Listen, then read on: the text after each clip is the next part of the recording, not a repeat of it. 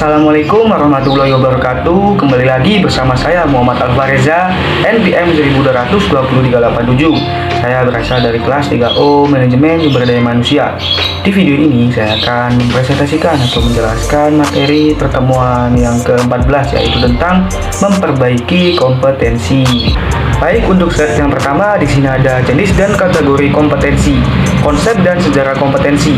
Menurut Lyle Spence and Spencer, kompetensi adalah karakteristik dasar perilaku individu yang berhubungan dengan kriteria, acuan efektif dan atau kinerja unggul di dalam kerjaan atau situasi. Sedangkan menurut NCV dalam Margaret Dale, kompetensi kemampuan untuk menjalankan aktivitas dalam pekerjaan. Baik, selanjutnya di sini ada beberapa komponen kompetensi. Yang pertama, motives merupakan motif menggerakkan dan menyeleksi perilaku terhadap tujuan atau kegiatan tertentu. Selanjutnya, self concept yaitu sikap, nilai dan citra diri seseorang. Yang ketiga, skill, kemampuan untuk melaksanakan tugas fisik tertentu atau tugas mental tertentu. Selanjutnya ada knowledge, yaitu pengetahuan atau informasi seseorang dalam bidang spesifik tertentu. Yang terakhir, di sini ada traits, yaitu karakteristik fisik dan respon konsisten terhadap berbagai situasi atau informasi. Baik, untuk selanjutnya di sini ada perlunya kompetensi diperbaiki. Determinan yang mempengaruhi atau membentuk kompetensi yaitu kepercayaan dan nilai. Kepercayaan dan nilai seseorang terhadap sesuatu sangat berpengaruh terhadap sikap dan perilaku seseorang. Yang selanjutnya, keahlian atau keterampilan. Aspek keahlian atau keterampilan ini memegang peran penting dalam membentuk kompetensi. Pengalaman merupakan elemen penting dalam membentuk penguasaan kompetensi seseorang terhadap tugas. Karakteristik personal, karakteristik kepribadian seseorang turut berpengaruh terhadap kompetensi seseorang. Motivasi seseorang terhadap suatu pekerjaan atau aktivitas akan berpengaruh terhadap hasil yang dicapai. Isu emosional, hambatan dan blok emosional yang membatasi penguasaan kompetensi. Yang terakhir, kapasitas intelektual. Kapasitas intelektual seorang akan berpengaruh terhadap penguasaan kompetensi. Baik, untuk slide selanjutnya yaitu tingkat perbaikan kompetensi. Yang pertama, mudah diperbaiki, mengembangkan orang lain, efisiensi produksi, kerja tim, keahlian, teknis, orientasi, pelayanan, mengelola kinerja. Yang kedua, agak sulit diperbaiki, orientasi hasil, kualitas keputusan, pengaruh penyelesaian konflik, pemikiran analisis, kecerdasan organisasional. Dan yang ketiga, di sini ada sulit diperbaiki, inisiatif, inovasi, integritas dan kejujuran, pengelolaan, tekanan kejiwaan, pemikiran, konseptualitas dan fleksibilitas. Baik, untuk slide selanjutnya di sini ada perbedaan kompetensi dan konsep lain. Kompetensi merujuk pada pendekatan perilaku.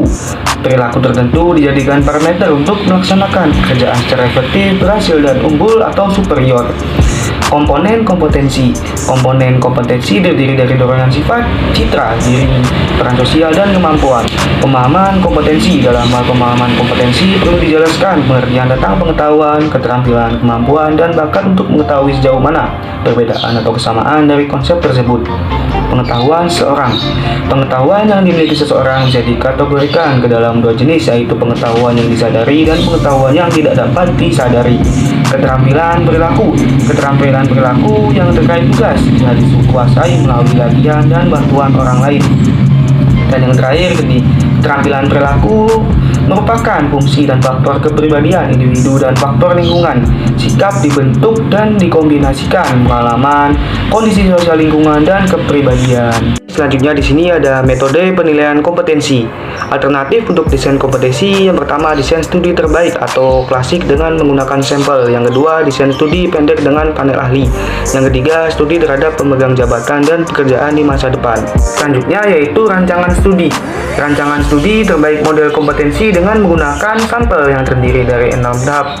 Menurut Spencer and Spence, yang pertama mengidentifikasi kriteria sampel, yang kedua analisis data dan pengembangan model kompetensi, yang ketiga mempersiapkan penerapan model kompetensi, yang keempat validasi model kompetensi, yang kelima mengumpulkan data, dan yang keenam menetapkan kriteria efektif kinerja. Selanjutnya di sini ada tahap untuk merancang studi kompetensi. Yang pertama menetapkan kriteria, menetapkan ukuran atau kriteria untuk menetapkan kinerja unggul efektif dalam pekerjaan yang akan dipelajari. Yang kedua mengidentifikasi kriteria sampel. Kriteria efektivitas kinerja yang dikembangkan dalam tahap 1 digunakan untuk mengidentifikasi kinerja. kelompok, kinerja unggul, dan rata-rata. Yang ketiga, metode pengumpulan dan bervariasi. Terdapat 6 metode yaitu BEI, panel ahli, survei, database, model kompetensi, yaitu sistem ahli, analisis jabatan, dan observasi langsung. Yang keempat, analisis data dan pengembangan model. Pada tahap ini, data dan seluruh sumber dianalisis untuk mengidentifikasi kompetensi, kepribadian, dan keahlian yang dimiliki pekerja. Yang kelima, validasi model kompetensi, yaitu model kompetensi yang diuji dengan melihat jika model dimaksud memprediksikan kinerja dari orang-orang dalam kedua kelompok sampel pada waktu yang sama. Dan yang keenam, yaitu mempersiapkan penerapan model kompetensi apabila model ini telah divalidasi. Model kompetensi ini telah dapat digunakan untuk berbagai keperluan. Selanjutnya di sini ada tahap mengidentifikasi model kompetensi. Yang pertama, menjelaskan kriteria kinerja. Yang kedua, mengidentifikasi orang-orang untuk sampel kriteria. Yang ketiga, mengumpulkan data melalui DIE untuk metode lain. Yang keempat, menganalisis data dan mengidentifikasi kompetensi. Yang kelima, mengesahkan model kompetensi. Dan yang keenam, mendesain aplikasi. Baik, di slide ini ada dimensi kompetensi menurut beberapa ahli kompetensi dalam klaster atau gugus, dan dimensi seperti yang pertama menurut Boyages dalam William, yaitu kemampuan manajemen dan tindakan, dimensi efisiensi, perencanaan, inisiatif, perhatian pada hal rinci, contoh diri, fleksibilitas.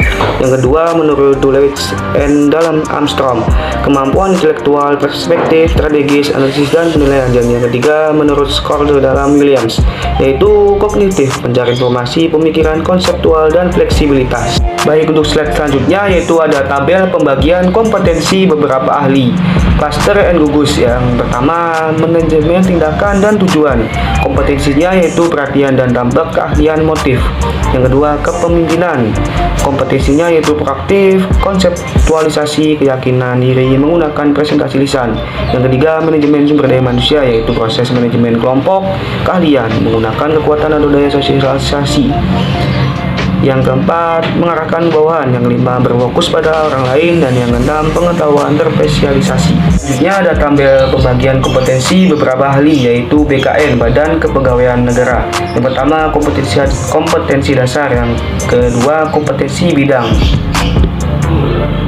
Selanjutnya yaitu menurut Spencer 1993. Yang pertama, berorientasi prestasi dan tindakan. Kedua, membantu dan melayani orang lain. Yang ketiga, kemampuan mempengaruhi dan menciptakan dampak. Keempat, kemampuan manajerial. Kelima, kemampuan kognisi. Dan yang keenam, kemampuan efektivitas pribadi. Baik, untuk slide terakhir yaitu ada beberapa contoh kompetensi dalam SKJ, yaitu Lembaga Administrasi 2014. Yang pertama, kompetensi umum. Kompetensi umum adalah kompetensi yang bersifat soft skill yang mencerminkan core values land dan harus dimiliki oleh seluruh pegawai. Terdapat 4 kompetensi umum. Yang pertama, integritas. Kedua, pembelajaran berkelanjutan. Yang ketiga, fokus pada stakeholder. Yang keempat, berorientasi pada kualitas.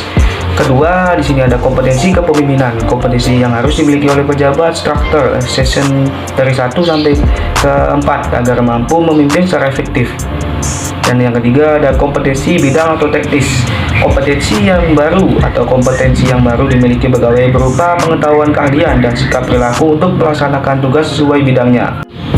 Baik, cukup sampai di sini video presentasi dari saya mengenai pertemuan ke-14, yaitu tentang memperbaiki kompetensi. Kurang lebihnya mohon maaf apabila ada kesalahan dalam pengucapan kata atau kalimat. Saya ucapkan terima kasih yang sudah menonton video ini. Wabillahi taufiq wal hidayah. Wassalamualaikum warahmatullahi wabarakatuh.